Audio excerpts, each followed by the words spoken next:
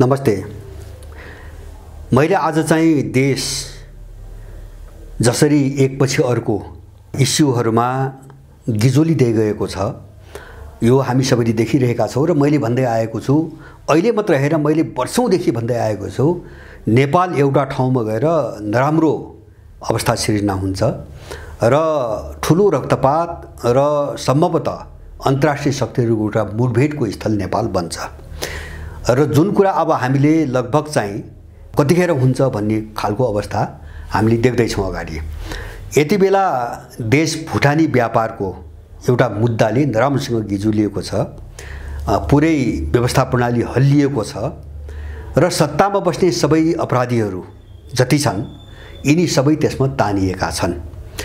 अब यसको यो खेल कसले खेल्यो, केको निम्ति खेल्यो, अब यो कसले गरायो अथवा यसबाट के कसले के प्राप्त गर्न खोजेको छ, म त्यहाँ नजाउँ, यो विषयमा मैले केही कुराहरू भनिसकेको छु। त्यही भुटानी नामसँग जोडिएको अर्को एउटा प्रकरणका बारेमा मैले आज उठाउन खोजेको हुँ। म त्यसमा मात्रै सीमित रहन चाहन्छु, किनभने यति बेला नागरिकता विधेयक जो पूर्व राष्ट्रपति विद्यादेवी भण्डारीले प्रमाणीकरण नगरिकन रोकिएको छ, त्यसलाई फेरि प्रमाणीकरण गर्ने चाहिँ तपाईको प्रयासहरू सुरु भएका छन् यति बेला। अब त्यो विधेयकसँग पनि दुईटा पाटो जोडिएका छन्। एउटा चाहिँ इन्डियन पाटो छ, त्यो विदेशीसँग, के भन्छ भने त्यो विदेशीलाई नागरिकता दिने मनसायले त्यो विधेयकमा धेरै कुराहरू राखिएका छन्, माने नागरिकता दिनै रहेका छन् जन्मको आधारको बहानामा, तर त्यसलाई अझ सरलीकरण गर्ने र अझ व्यापक बनाउने यो कोणबाट विधेयक ल्याइएको छ र त्यसका दुईटा कोण छन्। एउटा चाहिँ इन्डियन कोण छ, म आज इन्डियन कोण पनि उठाउन चाहन्न, त्यसको कुनै समयमा अलिकति विस्तृत रूपमा गरौँला। र त्यो नागरिकता विधेयकसँग जोडिएको पश्चिमा कोण र त्यसमा पनि भुटानीसँग जोडिएको मामिला। अब यो के हो र त्यो विधेयकसँग यसको नातो कहाँ छ र त्यो विधेयकको आडमा त्यसलाई पारित गरिसकेपछि अब कसले के खेल खेल्ने यहाँ खोजिरहेको छ, म यो पाटोमा मात्रै अलिकति केही कुराहरू आज राख्न चाहन्छु। यहाँ जानुभन्दा अगाडि मैले अलिकति आज व्याख्या गर्ने हिसाबले होइन, अलिकति मैले जानकारी, मैले आफ्नै श्रृङ्खलामा बझाङको विषयमा एउटा कुरा उठाएको थिएँ केही दिन अगाडि र अब अहिले त्यसको खण्डन गर्ने मैले त्यसलाई गर्ने भन्दैन, खण्डन गराउने हैन, एउटा प्रक्रिया, एउटा सिलसिला हामीले सुनिरहेका छौँ, देखिरहेका छौँ। मेरो मात्रै एउटा सामान्य मान्छेहरू जो चाहिँ यो मामिलामा जानकार छैनन्, जसलाई थाहा छैन, तिनी यो मामिलामा अगाडि बढ्ने कोसिस नगरून् हैन। किन राम्रो मान्छेलाई, अन्जान मान्छेलाई एउटा खराब मान्छेले शिकार बनाउँछ, प्रयोग गर्छ, शिकार बनाउँछ, आफू देखिँदैन अर्कालाई शिकार बनाउँछ। यो संसारभरिको राजनीति पनि हामीले देखेका छौँ। यहाँको आपराधिक राजनीतिमा त यो झनै त्यसै हुँदै आछ, राम्रा मान्छेलाई शिकार बनाउने, पर्दाभित्रबाट आफूले फाइदा लिने। त्यसकारणले राम्रा मान्छेहरूलाई सोधखोज नगरिकन, नबुझिकन र लामो समयदेखिको अब त्यहाँको वातावरण अध्ययन नगरिकन यस विषयमा बोल्ने काम, कसैबाट प्रयोग हुने काम नगरून् भन्ने चाहिँ मेरो आग्रह छ। र जसले खण्डन गरिरहेका छन् उनीहरूलाई पनि मेरो कुरो के हो भन्छ भने, हामी देशको निम्ति बोलिरहेका छौँ हैन, हामी देशको निम्ति लडिरहेका छौँ, हामीलाई कुनै व्यक्तिसँग लिनुदिनु पनि छैन, भोलि हामीलाई कसैसँग केही खानु पनि छैन, कुनै स्वार्थ पूर्ति गर्नु पनि छैन हैन। तर खण्डन गर्नेहरू भोलि यसरी नफुसुन् कि भोलि त्यसको सामना कसरी गर्ने भन्ने चाहिँ प्रश्न आओस्। मैले तपाईहरुलाई एउटा चीज मैले ध्यान आकर्षण गर्न चाहन्छु। सन् 2022 यति बेला एमसीसी पारित भएको छ। एमसीसी पारित गर्नको निम्ति अमेरिकनहरू यहाँ आएर कति धम्की दिए त्यो तपाईहरु सबैलाई थाहा छ। एमसीसी पारित हुने बेला कति धम्की दिए, नेपाललाई नाकाबन्दी लगाउने, घेराबन्दी गर्ने र अन्तर्राष्ट्रिय समुदायबाट बाइकाट गराउने हैन, सबै सहयोग बन्द गर्ने सम्बन्धका धम्की दिएर त्यो मात्र हैन, अब यहाँका दलालहरूलाई चाहिँ पनि धम्काएर त्यो चाहिँ अनुमोदन गरिएको छ नाटकीय रूपमा। अब अनि त्यहीसँग जोडेर अर्को एउटा पाटो पनि मैले भन्नु, एमसीसी के को निम्ति आएको हो म यो बहसमा पनि जान चाहन्न। 2-3 वर्ष अगाडि हामीले धेरै कुरा भनिसकेका छौं र त्यो देख्दै पनि अब देख्न पनि सुरु गरेका छौं। मैले यसको अर्को एउटा पाटो यहाँहरूलाई के जानकारी गराइदिन चाहन्छु भन्छ भने, चीनले सन् 2022 को जुन महिनामा एउटा कानुन चाहिँ तपाईको पारित गरेको छ, हस्ताक्षर भएको छ राष्ट्रपतिबाट। त्यो कानुनले के भन्छ भने चीनको राष्ट्रिय हित, चीनको सार्वभौम सत्ता र चीनको अखण्डताका विरुद्धमा अर्को कुनै देशमा कुनै गतिविधि भयो भने त्यो देशमा चीनले सिधै सैन्य अपरेसन गर्न सक्ने भनेर चीनले बाटो खोलिसकेको छ हैन। यहाँहरु सबै त्यो चीजलाई अलि गम्भीरतासँग हेर्दिनुपर्छ भन्ने मेरो आग्रह छ। चीनियाहरूले सैन्य अपरेसन गर्ने बाटो खोलिसकेका छन्। एमसीसी सम्झौताले नेपालमा अमेरिकन कानुन एक्टिभ हुने र त्यससँग बाजिने नेपालका कानुन निष्क्रिय हुने भनेर भएको सम्झौतालाई यहाँको संसदले पारित गरिसकेको छ र हामी एउटा सिधा विदेशी टक्राउको चाहिँ चरणमा हामी प्रवेश गरिसकेका छौं, देश गइसकेको छ। त्यसमाथि थप अहिले भर्खरै रुसबाट जो चाहिँ 14 वटा प्रस्ताव आयो, सहयोग, सहकारी र विकासको प्रस्ताव आयो। यद्यपि त्यसलाई मैले सहकारी र विकासकै प्रस्ताव भन्छु, तर त्यो नेपालको भूराजनीतिबाट अछुतो छैन, हामीले यति बुझ्नुपर्छ। भनेपछि अहिले चाहिँ तपाईको अहिलेसम्म हामी त्रिकोणात्मक भन्दै थियौं हैन। अहिले रुसले त्यो प्रस्ताव लिएर आइसकेपछि मैले त्यसलाई अब एउटा द्वन्द्वको एउटा त्यो कडी बनेर आयो। मैले किन भन्छु भने त्यो प्रस्तावलाई यहाँका दलाल, सीआईए का एजेन्ट कर्मचारीहरूले के भनिरहेका छन्, त्यो व्यक्तिले गरेका प्रस्ताव हो, रुसले यस्तो प्रस्ताव किन पठायो, हामी त अचम्म पर्यौं। यिनको भाषा एउटा कुनै मित्र देशले कुनै प्रस्ताव पठाउँदाखेरि यिनी अचम्म बन्नुपर्ने, अचम्म नेपाली बनिरहेको छैन, अचम्म अमेरिकनहरूको कर्मचारी बनिरहेको छ। यहाँ रुसले प्रस्ताव पठायो।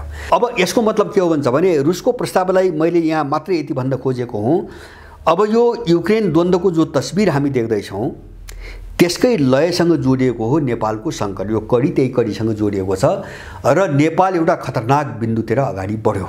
अब सीधा अन्तर्राष्ट्रिय शक्तिहरूको टक्राउको बिन्दुतिर अगाडि बढ्यो। यदि नेपालको भूराजनीतिमा कुनै देशलाई अर्को देशका विरुद्ध गतिविधि गर्न दिने हो भने हैन, कुनै पनि पक्ष नेपालभित्र सेना ल्याउने कुराबाट अब चाहिँ पछाडि हट्दैन।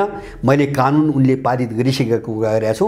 त्यो मात्र हैन, त्यसको 1 महिनापछि जुनमा चीनले त्यो पारित गर्यो र जुलाईमा 1 महिनापछि रुसले पनि त्यही कानुन पारित गरेको छ। रुसमा 1 महिनापछि त्यही कानुन पारित भएको छ। अब मैले यो सन्दर्भमा जस्तो मैले बझाङको कुरा गर्दै थिएँ, म छोटोमा विवरण राखेर सक्छु। जस्तो हामीले हेरिरहेका छौँ खण्डन गर्नेहरूको भाषा, तिनको शैली, तिनका प्रस्तुति हामीले हेरिरहेका छौँ र हामी पनि जानकार छौँ। त्यहाँ कहिलेदेखि चाहिँ त्यहाँ विदेशी चलखेल सुरु भएको छ। कसका घरमा गएर उनीहरू डेरा लिएर बसेका थिए हैन, पटक आउने जाने गर्दा डेरै लिएर कसका घरमा बसेका थिए हैन, सबै हामीले अध्ययन गरिरहेका छौँ। त्यो मात्र हैन, अहिले मैले जो कुराहरू उठाइरहेको छु यो यसमा असत्यता केही छैन। यसलाई सरलीकरण गर्न खोजेको छ। यहाँ यसलाई मान्छेलाई बेकुफ बनाउन एउटा सरलीकरण के खोजेको छ भने ल अमेरिकी सैन्य ब्यारेक भनेपछि कहाँ छ, घर कहाँ छ, कुन ठाउँमा छ, बङ्कर छ भने भन्नु पर्यो, टनेल छ भने भन्नु पर्यो, अथवा तारबार लगाएको छ भने कहाँ छ, अमेरिकन सेना छ भनेपछि हतियारसहित कहाँ बस्या छ। यस्ता फाल्तु कुरा गरेर मान्छेलाई गुमराहमा पार्ने कोसिस भइरहेको छ। हामी त्यतातिर नजाउँ, एउटा इमानदार मान्छे त्यता नजाओस्। किन भन्छ भने कुनै पनि अपराधीले, गलत शक्तिले गलत काम गर्दाखेरि कसैलाई देखाएर गर्दैन, त्यो शहरमा बस्ने मान्छेलाई त्यो थाहा हुँदैन हैन, त्यहाँ बाहिरबाट त्यहाँ चाहिँ तपाईको घुम्ने मान्छेलाई त्यो थाहा हुँदैन। अब मैले चाहिँ त्यहाँ एउटा औपचारिक बिल्डिङ सहितको कुनै सैन्य क्याम्प छ, मैले त्यो भने पनि छैन। सैन्य क्याम्प भनेको के हो भने उनले एउटा भूभागलाई कन्ट्रोल गर्न खोजिरहेका छन्, त्यसका यथेष्ट प्रमाण हामीसँग छन्।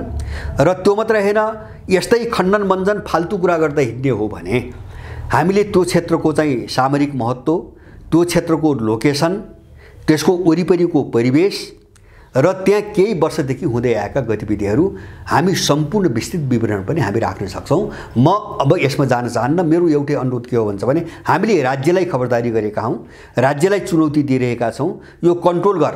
यस्तो गतिविधि हुन्छ भने अमेरिकनको पनि कन्ट्रोल हुनुपर्छ, चिनियाहरूको पनि कन्ट्रोल हुनुपर्छ, इन्डियनको पनि कन्ट्रोल हुनुपर्छ, किन देश हाम्रो हो। बस मेरो भनाइ यति हो। र यसमा मतियार बर्ने कुनै पनि व्यक्तिसँग हामी लड्न तयार छौँ र त्यसको निम्ति हामी जुनसुकै प्रकारको चुनौती र चाहिँ तपाईको एउटा जोखिम मोल्न पनि हामी तयार छौं। यो दुष्प्रयास कसैले नगरोस्, मेरो भनाइ यति मात्रै हो। मैले आज चाहिँ भन्न खोजेको एउटा कुरा के हो भन्छ भने जस्तो नागरिकता विधेयक अगाडि बढिरहेछ, फेरि त्यसलाई जस्ताको तस्तै प्रमाणीकरण गर्ने कोसिस भइरहेछ र अहिले मसँग केही प्रमाणहरू छन्। आज म ती सबै देखाउन चाहन्न। प्रमाण मसँग के छन् भन्छ भने नागरिकता विधेयकभित्र जोडिएको एउटा पाटो हैन, त्यो इन्डियन पाटोमा आज कुरा गर्दिनँ, मैले पहिले भनिसकेँ, त्यो पश्चिमा पाटो। जस्तो त्यहाँ केही विधेयकमा कस्ता छन् भन्छ भने त्यो विदेशीहरूलाई गैर इन्डिया अथवा इन्डियाभन्दा बाहिरका विदेशीहरूलाई पनि एकदम सरल रूपमा कसरी नेपाली नागरिकता दिन सकिन्छ भन्ने प्रावधान त्यहाँ छन् पश्चिमा कोणबाट। जस्तो एउटा उदाहरणको निम्ति अब त्यो इन्डियनलाई पनि लाग्ला, इन्डियनको हकमा नि होला। जस्तो नेपालमा बिहा गर्ने बित्तिकै कुनै महिलाले सजिलै नागरिकता पाउने, नम्बर 1। दोस्रो कुरा, त्यो आमाको जो आमा हुन्छ, जो बच्चाको सन्तान हुन्छ, उसले चाहिँ आफ्नो लोग्ने थाहा नभएको सो घोषणा गरी अथवा चाहिँ मेरो लोग्ने थाहा छैन तर छोराछोरी यिनी मेरा हुन् भनी सो घोषणा गरी भने तिनले पाउने वंशजको नागरिकता हैन। यहाँ कस्तो अचम्म छ भन्छ भने यिनका अपराधिक भाषा सुन्दाखेरि बच्चा पाउने आमालाई बाबु को हो भन्ने थाहा हुँदैन, यस्तासम्म कानुनी प्रावधान बनाउँदैछन् यिनीहरू हैन। आइमाईलाई उसको लोग्ने थाहा हुँदैन अथवा बच्चाको बाबु को हो भन्ने कुरा आइमाईलाई थाहा हुँदैन हैन भनेर त्यो एकदम त्यसलाई सामान्यकरण गर्न खोजिरहेछन् यिनीहरू हैन। त्यसबाट आउने नागरिक त्यो मात्रै हैन, जन्मको आधारमा यो त 63 सालमै कानुन बनिसकेको कुरो छ। र यहाँ चाहिँ तपाईको जस्तो यहाँको महिलाले गर्ने जो विदेशी लोग्ने हो त्यसले नागरिकता कसरी सरल पाउने व्यापक रूपमा आवाज उठिरहेछ। अब यो विधेयकको आडमा यहाँ के भइरहेछ भन्छ भने मैले यहाँहरूलाई पहिले पनि भनिसकेको छु, नेपालमा बस्ने लगभग सबै तिब्बतीयनहरूलाई नेपाली नागरिकता दिने एउटा दबाव, एउटा प्रक्रिया, कोसिस धेरै पहिलेदेखि हुँदै आएको छ। र अब त्यो के आधारमा आएको छ भन्छ भने कानुनी हिसाबमा त्यो एकदम बलियो पनि छ त्यो तर्क। के भन्छ भने नेपालमा जन्मेको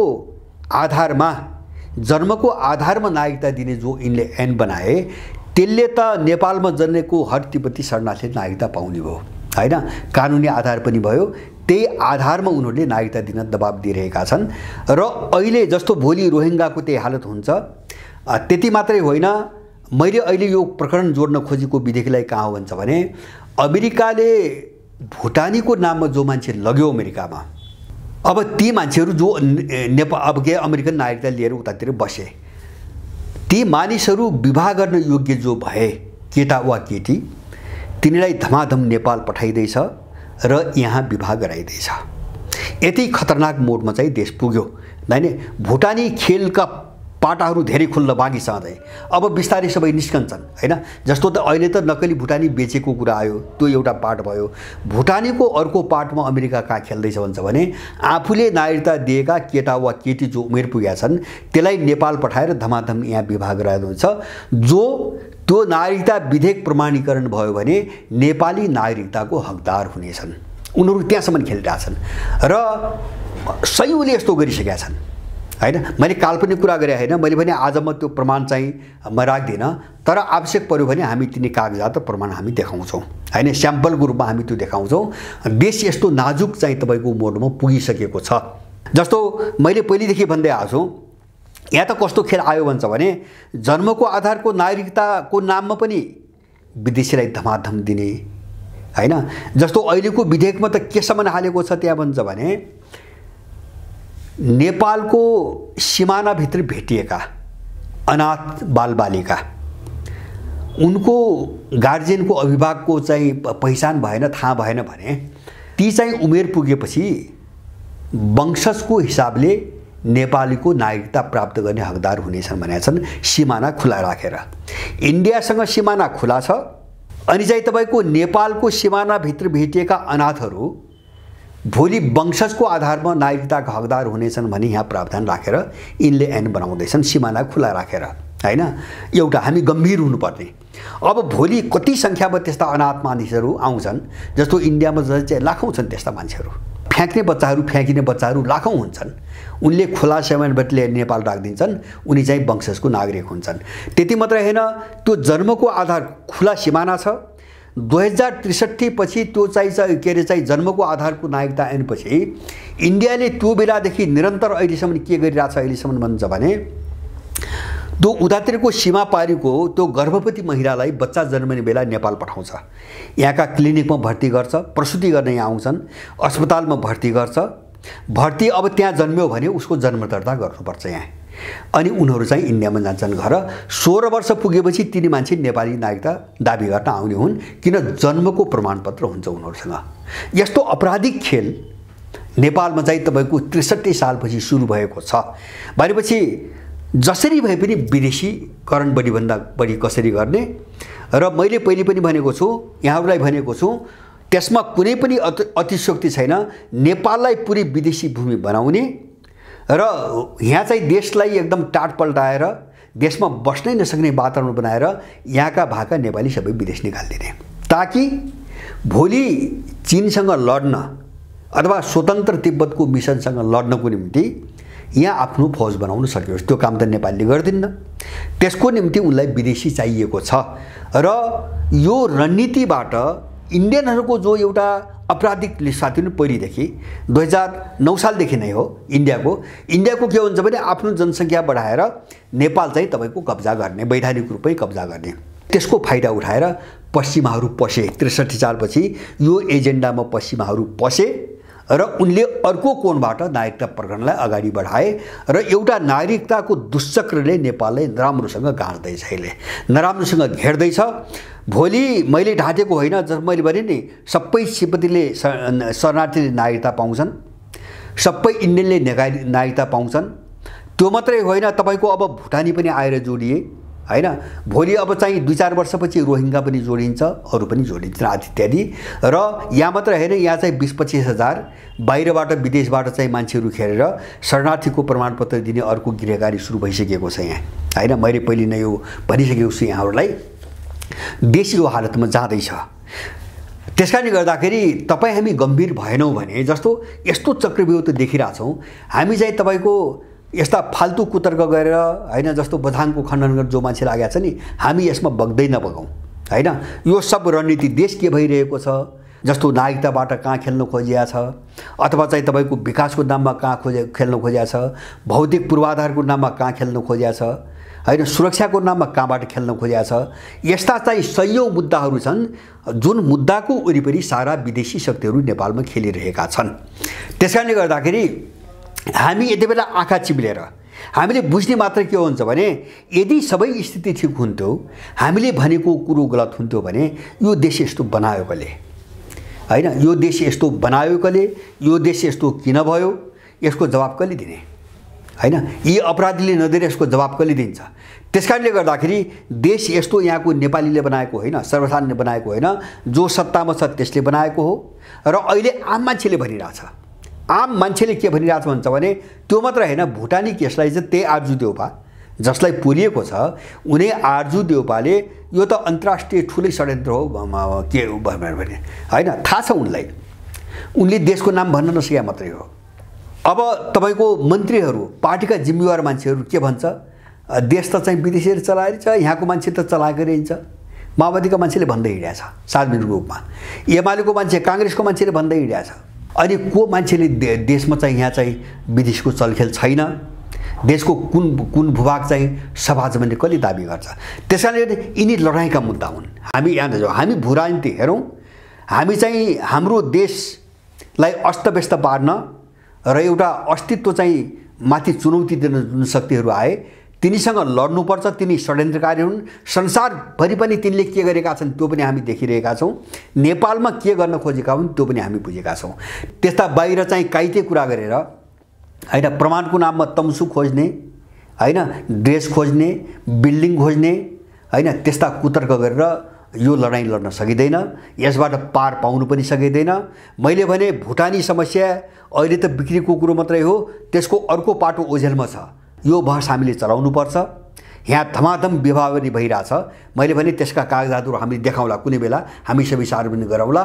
यिनी सबै मुद्दामा विदेशीहरू खेलेर यसरी गाँजे नेपाललाई आज कि कहाँ गएर चाहिँ तपाईँको चालमाल गर्नै नसक्ने गरी थला पर्ने हो भन्ने कुरा पनि अनिश्चित भइसकेको अवस्था छ र हामी साह्रै जोखिमपूर्ण ठाउँमा छौँ। यस्तो चिजमा हामी गम्भीर बनौँ, हामी नहेरिकन कतै दायाँ बायाँ नगरिकन हामी एउटै चिजमा जाउँ। यो जो सत्तामा 63 पछि आए यिनी पेशेवर अपराधी हुन्, एकजनामाथि विश्वास हामीले गर्न हुँदैन र यिनलाई बोकेर ल्याउने जो साम्राज्यवादी हो जसले उद्योग धन्दा बिक्री गराउनेदेखि लिएर दासढुङ्गा, दरबार हत्याकाण्ड, माओवादी युद्ध हुँदै हैन यिनलाई बोकेर यहाँसम्म लगायो, त्यो साम्राज्यवाद नेपालको शत्रु हो, नेपालको अस्तित्वको सार्वभौमताको शत्रु हो, नेपाली जनताको शत्रु हो। त्यसकारणले आखिर कसैले गराएर न त्यस्तो यस्तो भएको हो। त्यसकारणले यो चिज बुझिकन मात्रै हामी जाउँ। किन भन्छ भने मलाई लाग्छ यो लडाईँ जस्तो खण्डन मण्डन हैन आरोप प्रत्यारोप यो अझै चर्किनेवाला छ, यो अझै व्यापक भएर जानेवाला छ। व्यापक बनाउनुपर्छ, मलाई लाग्छ यो अझै व्यापक बनाउनुपर्छ। यसमा हिचकिचाट कति पनि मान्न हुँदैन। यो नागरिकता चाहिँ जो अहिले विधेयक आइरहेछन्, मैले यसैलाई अलिकति चाहिँ केन्द्रित गर्न खोजेको हुँ। यसको चौतर्फी निन्दा गरौँ। यसले नेपाललाई डरलाग्दो ठाउँमा पुर्याउँछ। मैले अघि नै भने नेपालमा भएका जम्मै विदेशीलाई नागरिकता दिलाउनेदेखि लिएर भोलि विवाहको नाममा नागरिकता लिन आउने सबै विदेशीहरूलाई पनि सहज ढङ्गले नेपाली नागरिकता दिने जति प्रपञ्चहरू भएका छन् हैन।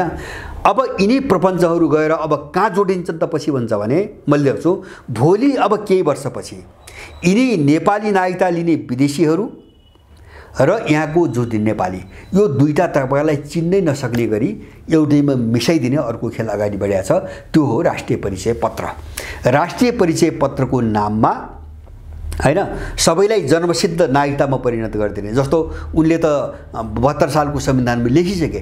63 सालमा जुन विदेशीले नागरिकता लिए तिनका सन्तानले अब वंशजको नागरिकता पाउने भने उनले लेखिसके।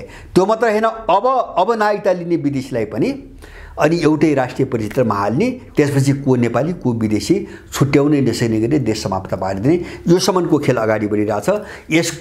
यसपट्टि एकदम सजग बनाउँ हामी र चाहिँ तपाईँको अब यसका विरुद्ध एउटा आवाज उठाउने र सबै नेपालीहरूको बिचमा यो कुरो पुर्याउने बाटोमा हामी लागौँ। र यो नागरिकता विधेयक नेपालको चाहिँ अस्तित्वमाथि चुनौती मात्रै हो भने कि एउटा ठुलो डरलाग्दो तरबार हो। यो तरबारले चाहिँ नेपाललाई साह्रै ठुलो सङ्कटमा फसाउँदैछ र नेपालको यदि सार्वभौम सत्ता र यहाँको अखण्डतामाथि यदि सबैभन्दा ठुलो चुनौती केही छ भने त्यो नागरिकतै हो। यसमा हामीले प्रश्न हुनुपर्छ। अरू चिजहरू त हामी लिन सकौँला, जस्तो संसारका घटनाहरू देखिरहेछौँ, हाम्रो भूगोल कसैले खाएको छ, जमिन खाएको छ, हामी भोलि अनुकूल भयो भने त्यो फिर्ता हामी लिन सक्छौँ। हामीमाथि अपमानजनक अत्याचारी सम्झौताहरू लादिएका छन्, हामी त्यो खारिज गर्न सक्छौँ हैन। तर यहाँ मान्छे बसाइदिए अथवा चाहिँ यहाँ लाखौँको नेपालीभन्दा ठुलो सङ्ख्यामा विदेशी ल्याएर चाहिँ तपाईँको बसाइदिए भने त्यसलाई निकाल्न सहज हुँदैन। जो शिकार हैन तपाईँको फिलिस्तिनहरू भए हामीले देखेकै घटना हो हैन। यहुदीहरू जम्मा गरेर आज मध्यपूर्वलाई कस्तो बनाए अमेरिकनहरूले त्यो हामीले देखिरहेका छौँ। त्यो मात्र हेर, नजिकको हामी श्रीलङ्का हेरौँ, 30 वर्ष चाहिँ गृहयुद्ध भयो। इन्डियनहरूले खुरुखुरु त्यहाँको कमजोर देश कमजोर शासकहरूलाई दबाएर तामिलहरू लगेर राख्दा हैन आज उत्तर पूर्वी श्रीलङ्का, उत्तरदेखि लिएर दक्षिणसम्मको पूर्वी पाटो कहिल्यै पनि सुरक्षित नहुने गरी श्रीलङ्का त्यो जोखिममा आज पर्यो। हामी त्यो एकचोटि इतिहास हेरौँ। फिजीमा त्यही समस्या छ। मान्छे आइसक्यो भने सम्भव हुँदैन, ठुलो युद्ध गर्नुपर्छ, युद्धबाट मात्रै पनि सम्भव हुन्छ भन्ने कुरा हुँदैन। त्यसकारणले नागरिकता विधेयकप्रति सबै नेपाली गम्भीर बन्न एक किसिम आवश्यक छ र यो दलाल कित्ताको व्यापक रूपमा यसको भण्डाफोर हुन एकदमै जरुरी छ। यो आवाज हामी सबैतिरबाट उठाउँ। धन्यवाद।